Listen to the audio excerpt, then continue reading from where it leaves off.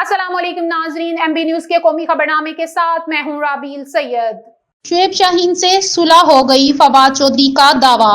शुएब शाहीन का सुलह करने से इनकार।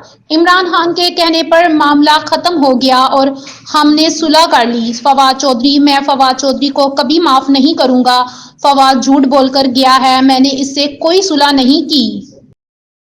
Army chief general Syed Asim Munir ने कहा है कि पंजाब पाकिस्तान का ज़रई पावर हाउस बन गया है। फौज मुल्क की मुआशी तरक्की के अमल में भरपूर हमायत जारी रखेगी।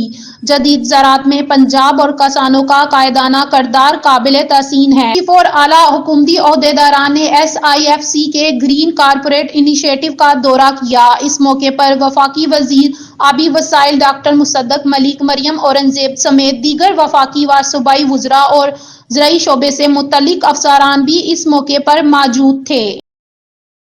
पंजाब हुकूमत का रमजानुल मुबारक के दौरान आवाम को सस्ती अशिया की फराहमी के लिए लाहौर में 10 रमजान मॉडल बाजार कायम करने का फैसला।